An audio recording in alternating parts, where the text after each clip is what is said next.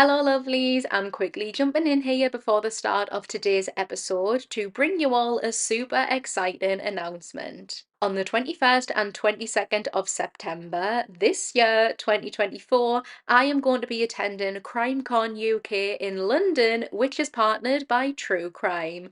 I was very lucky to be able to go last year, and I'm so excited to be going this year as a creator. CrimeCon is a weekend-long event dedicated to all things true crime. So think discussions with detectives, pathologists, live podcast recordings, and being able to meet some of your favourite creators. If you'd like to join us, you can buy your tickets directly from the CrimeCon website, and you can claim 10% off any ticket with my code Caitlyn.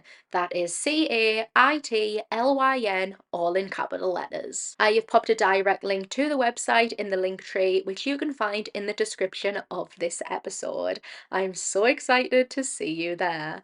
And with that being said, let's jump into today's episode. Hello, lovelies. My name is Caitlyn, and welcome to another episode of True Crime with Caitlyn. Today, we're going to be talking about a case which involves a man who murdered a police officer and then did the unthinkable to his body. This is the murder of PC Gordon Semple.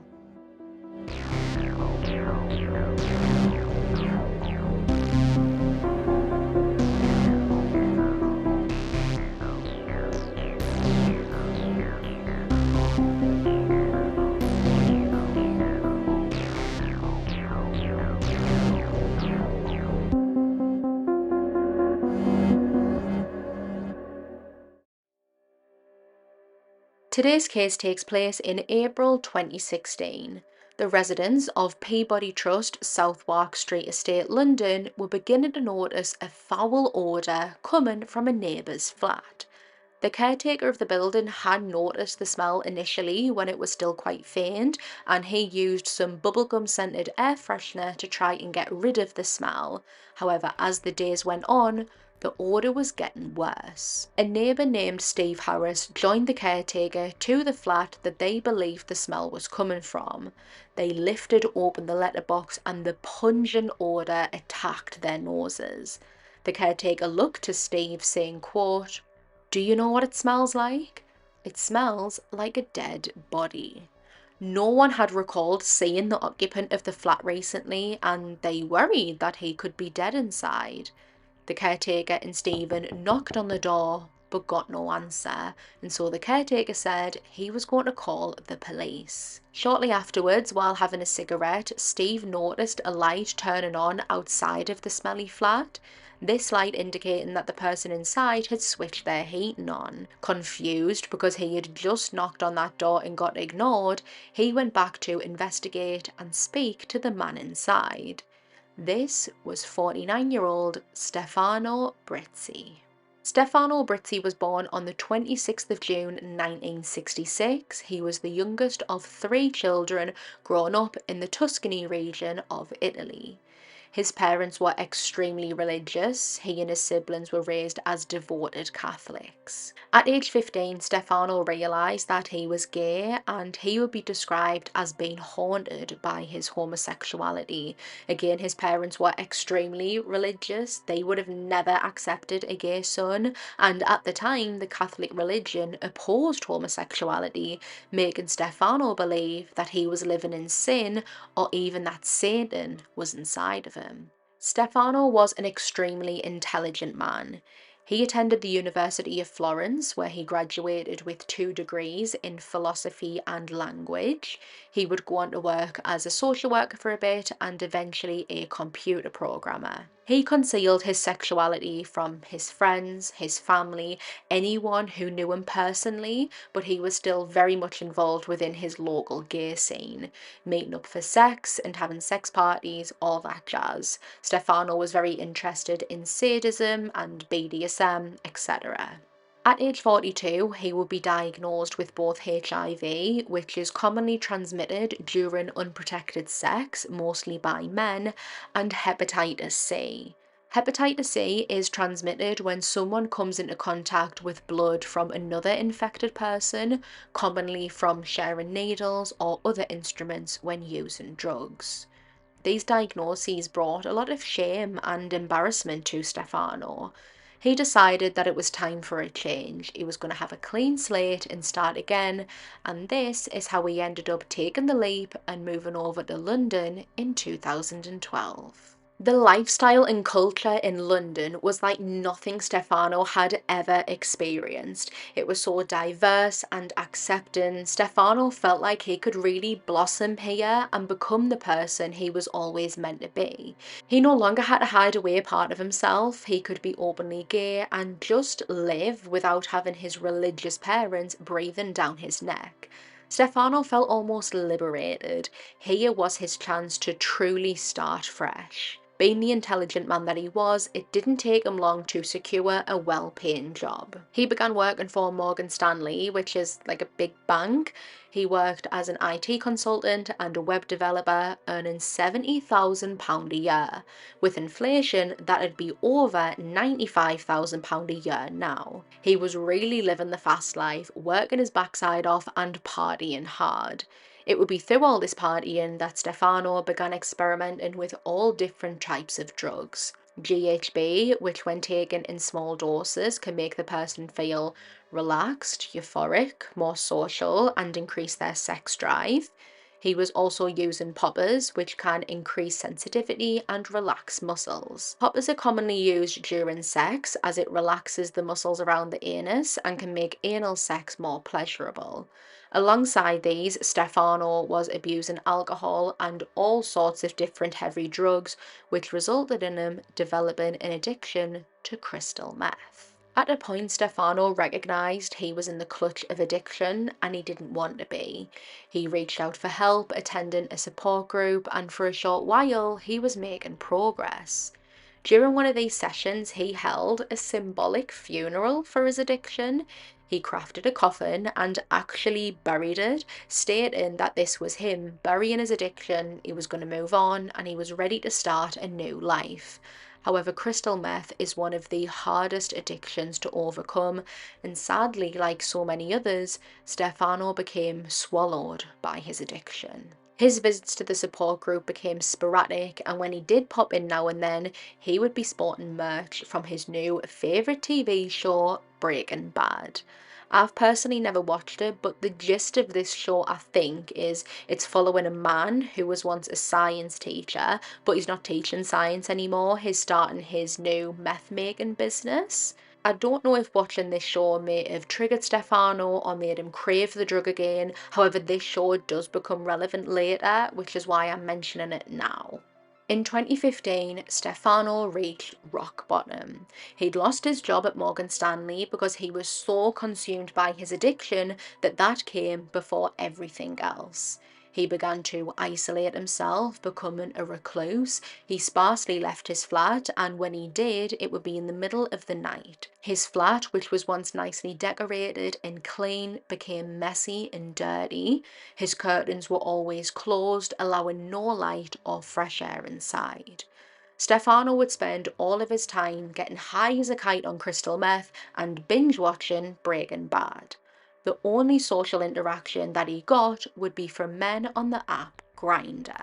Grindr is an app predominantly used by gay, bi, trans people, but it's not like a dating app like Tinder.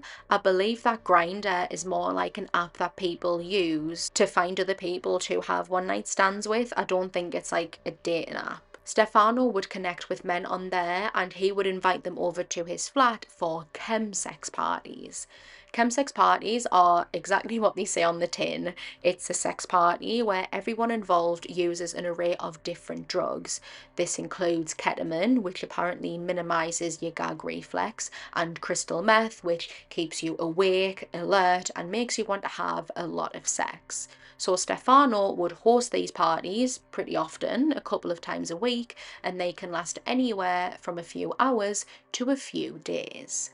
On the 1st of April 2016, Stefano was once again on Grindr, on the hunt, looking for a partner, when he ended up on the profile and talking with a man named Semple. Gordon Semple was born in 1957. He and his brother Ronnie grew up in Inverness, Scotland, and throughout their lives they were really close. Gordon was very much a family man. He would be described as popular, friendly. He was always someone who wanted to give back and help other people. He took part in several charity events where he would run marathons. He participated in fundraising for cancer research with his local pub, and all in all, he'd raised thousands and thousands of pounds for charity, which was something he was incredibly proud of. Gordon held a degree in accountancy, and when he moved from Scotland down to London, he thought he could join the Metropolitan Police and work within the fraud unit. He joined the force in 1986 and proudly served with them for 30 years. He would eventually end up working as a part of an antisocial behaviour team, and he thoroughly enjoyed it. On the 1st of April 2016, 59-year-old Gordon was working when he and Stefano began to talk through Grindr. Gordon sent him a message saying, quote, "Free now for a hot, dirty, sleazy session," agreeing to go over to Peabody Estate to have sex with Stefano. CCTV catches Gordon on his journey. He gets off a train at around 3 p.m. at Blackfriars Station and proceeds to the flat. This would be about a 15-minute walk. Even before Gordon's arrival, Stefano wasn't in the mood.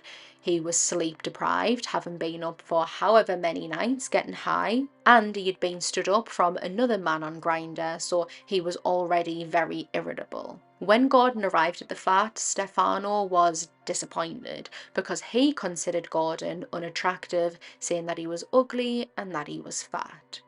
What exactly happened after Gordon stepped foot inside of the flat is unclear, because it's all from Stefano's statements, which would chop and change as and when, so we don't know for certain what happened. It's believed that the men had spent a couple of hours having sex, maybe taking drugs.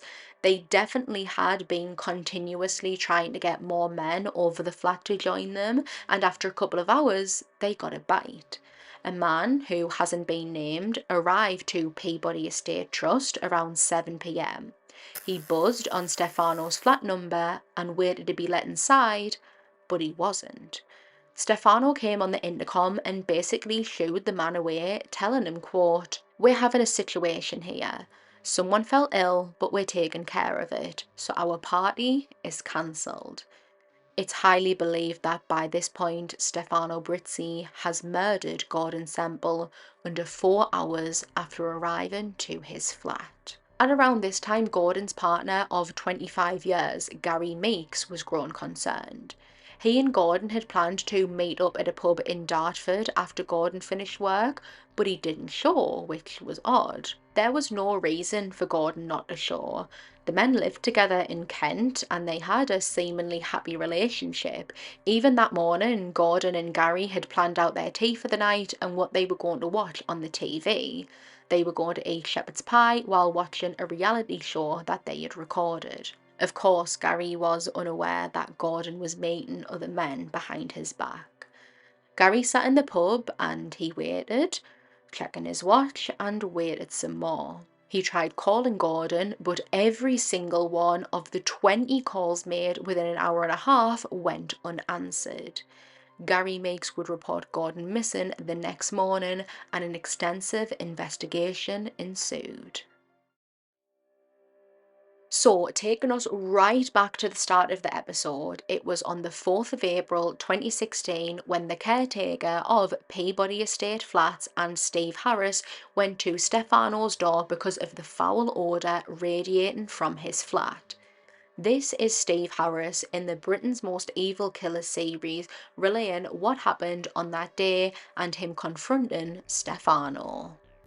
I'll come back up here, open up the window, had a fag, then all of a sudden, when like people turns their central heater on, you got an outside flue. So I'm looking out the window and I thought to myself, well, hold on a minute, mate. We just talked at your door. You didn't answer. So how comes your central heating's on? I went downstairs on my own. I looked for the letterbox. He walked straight past. and opened up the door. I said, excuse me, mate. I said, there's been a complaint about the smell in the block. So he's gone to me, well, I'm sorry about that. I'm just cooking for a friend. Fair enough. I went back downstairs to the porter and I said to him, don't bother calling up the police, he's in. Following this interaction, knowing that attention is now being brought to him and that he has a decomposing body inside of his flat, Stefano begins to panic. On the 5th of April, he is seen on CCTV going into a hardware shop where he purchases things including a metal sheet, a saw, pincers, a putty knife, heavy-duty scissors, bleach, carpet cleaner, rubber gloves and plastic buckets. On the footage, you can actually see that Stefano has taken great consideration into the plastic buckets that he wants to buy.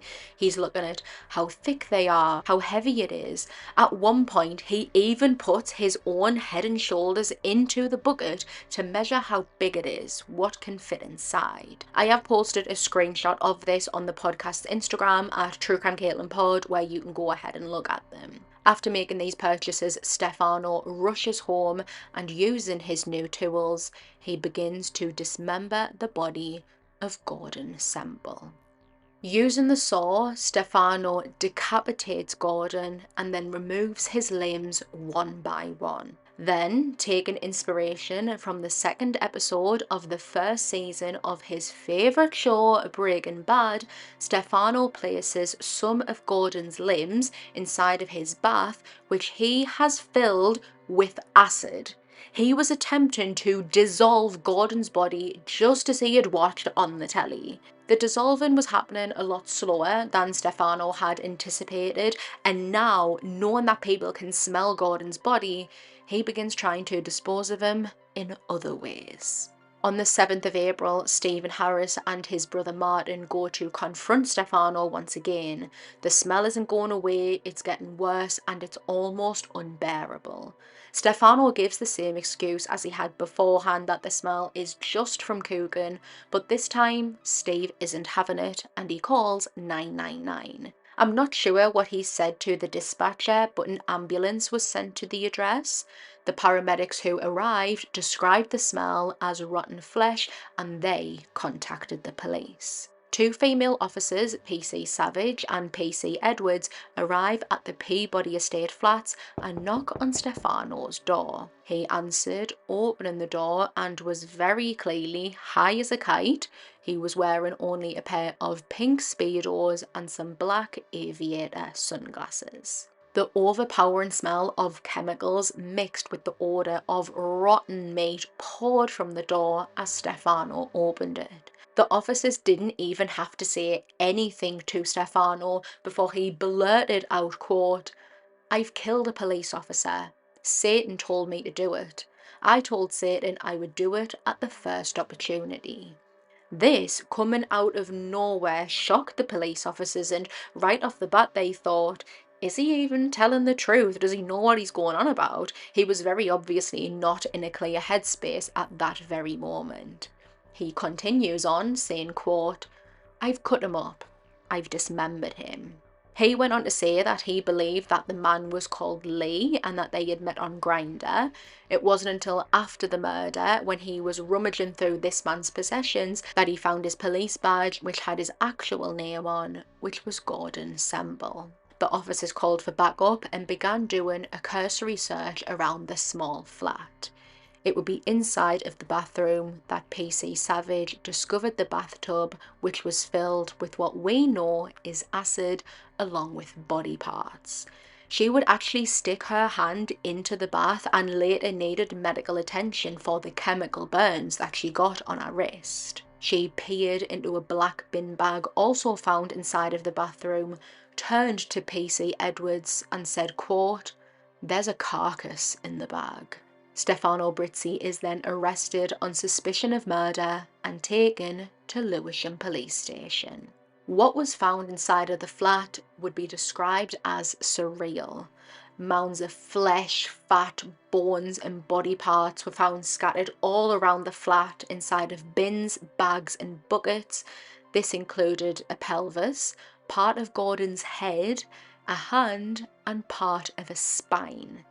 A rib that was found inside of the kitchen bin had bite marks in it, which would be the first indication that Stefano had cannibalized Gordon's body. This was further clarified when a cooking pot that was set out on the hob had fat in it. Inside of the oven there was a pool of grease and fat, both of these containing DNA belonging to Gordon. Utensils, including a pair of chopsticks, also had Gordon's DNA on them, and one of the legs that had been sawn off of Gordon looked like it had heat damage. Stefano had tried to roast Gordon's leg. More flesh and body parts would be recovered from the drains. They had been flushed down the toilet. There were little sticky notes found all across the flat where Stefano had written about the devil and even directly to the devil, one reading, quote, "Satan, I call you forth." There was also a copy of the Satanic Bible found on his computer. More dismembered parts of Gordon would be found in the communal bins for the flats, and one of his feet would be found by a member of the public near the south side of the River Thames. During his interrogations at Lewisham Police Station, Stefano was laying everything out. He was so eager to talk and detailing everything that the sergeant present even reminded him that he had the right to silence. He could wait until a lawyer was there to continue talking, but he didn't want to. He told police that although he wasn't suicidal, he often prayed that he would just overdose, and on the day that he murdered Gordon, he had taken the most amount of drugs that he ever had. He would tell interrogators, quote, "On crystal meth," and the voice was consistent. It was a very clear voice. "You must kill, you must kill, you must kill. I've always been against murder. I was out of my mind because I must have been out of my mind. I am just mentioning this simply because the murder was dictated to me while I was high on drugs." When asked when the last time was that he had taken crystal meth, he replied, quote, "I took crystal meth yesterday when I was thinking I should get rid of the corpse. 4 days had passed by and nobody had. I was expecting. 4 days have passed and nobody had been or said anything. I thought I was getting away with it. I had nearly finished, but I took a shot. I was going to finish the job today. As you can see, this man was a very big man, and all I have left is 2 buckets. He tells officers that he had disposed of Gordon's belongings by throwing them into a sewer, along with the collar and dog leash, which I'll get further into in a minute. He then casually asked if he could have his phone back because he was expecting guests coming over for a chemsex party the following day and he needed to cancel. He then asked if he could have a shower because his bath had been unusable for some days. The trial began at the Old Bailey on the 16th of October, only now Stefano had recanted his confessions. His story was now this. Gordon, who was going by the name Lee, arrived to the flat for sexual intercourse. Gordon told Stefano that he wanted to record everything, which made Stefano feel uncomfortable and a bit paranoid. He said he thought that Gordon was setting him up. Setting up for what? We don't know. He then goes on to say that Gordon was also interested in BDSM and that he was wearing a leash and dog collar throughout their intercourse. Allegedly, Gordon was asking for it to be pulled tighter and tighter, which within this community many people do. The lack of oxygen can heighten an orgasm, but if you're inexperienced, this can be incredibly dangerous. So Stefano was saying that this is what Gordon was asking for, and somehow the collar slipped and Gordon ended up dead. Both the collar and leash that was later recovered would show to have DNA belonging to both of the men on them. There is a problem with this story though. Someone dying from strangulation isn't instantaneous. It doesn't just happen if the collar slips. Being strangled to death can take upwards of 5 minutes, so likely they were using the collar and leash, but it's not likely that the death was from an accidental slip of the collar. Because of the horrifying state that Gordon's body was in, there wasn't really any way that a full post-mortem could be conducted. However, the pathologist would say that strangulation was possible, but again, it's not instantaneous. The pathologist also said that Gordon had sustained a wound to his face prior to his death. So had there been some sort of struggle? Stefano then said that it was only when rummaging around in Gordon's belongings that he realised he was a police officer and that Lee wasn't his real name. I did read that in like 1 or 2 articles they said that Stefano admitted that he was inspired by Breaking Bad to try and dissolve Gordon's body in the acid, but that was just in 1 or 2 articles. Throughout the trial, Stefano was very emotional. He would often be taken out of the courtroom because he was just hysterically screaming and crying. He was very distressed. His defense focused on saying that Stefano wasn't in his right of mind when he committed the murder. However, it was found that he had no psychiatric problems that would diminish his responsibility. This was argued back by the CCTV footage of him when he's in that hardware shop, showing that he clearly has some sort of capacity because he's taken time collecting all of these items that he needs to dismember Gordon and to clean a crime scene. He's really taken time and consideration into which bucket he wants to use. He's looking at how much he can fit in, how heavy it is, etc. The jury would deliberate for over 30 hours before coming back with their verdict, which was a majority verdict. 10-2, finding Stefano Brizzi guilty of the murder of PC Gordon Semple. He would be sentenced to life imprisonment with a minimum of 24 years to serve. He was also handed an additional 7 years for obstructing a coroner, which he admitted to. Just over 8 weeks later, on the 5th of February 2017, 50-year-old Stefano would be found dead by suicide in his cell within Belmarsh prison. Thank you so much for tuning into this week's episode. If you enjoyed it, please make sure to leave me a nice review and to follow the podcast wherever you're listening. I would appreciate that so much. You can follow the podcast over on Instagram at TrueCrimeCaitlyn where I'll be posting images relating to all of the cases and for any updates. Make sure you tune in again next week for another episode.